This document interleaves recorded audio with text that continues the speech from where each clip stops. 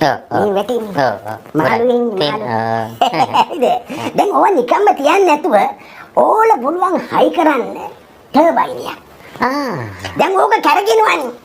කරගෙනකොට පුළුවන් කෙලින්ම ගෙදරට ලයිට් ගන්න. ලයිට් විතරක් නෙමෙයි. රෑට අර විදුලියෙන් ගෙන්නනවා කියපු වාහන තියෙන්නේ. ඒවා චාර්ජ් කරවන්න පුළුවන්. චාර්ජ් කරවන්න. يعني දියල්ලෙන් එන කරන්ට් එක. මං කියන්නේ විද්‍යාත්මක යෝජනා අපෙන් ගන්න ඕනේ. ගන්න ඕනේ නැතුව බෑනේ. හොඳයි නේද? හොඳ අදහසක්. පල්ලෙහාට දාන්න එපා. හොඳ අදහසක්. හරි ඒ වගේ තව යෝජනා තියෙනවද? තව අදහස් තියෙනවද පුතුමාලගේ?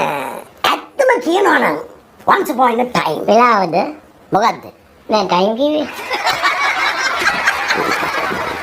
ඇත්තටම කතා කරමින් හිටියේ අපේ චාටර් සම්පත් මහත්තයලා බලයට ආවම කරන්න ඉන්න දේවල් සහ හොඳ යෝජනා ඉදිරිපත් වුණා.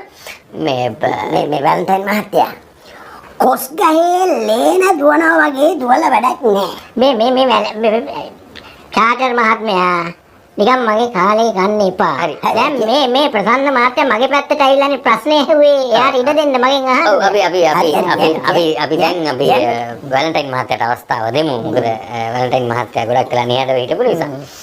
ඇත්තටම මේ වැලන්ටයින් මහත්තයෝ දැන් පහුගිය දවස් ටික ගත්තොත් රජෙන් සාධනීය වැඩපිළිවෙලක් අරන් ගියා නේද?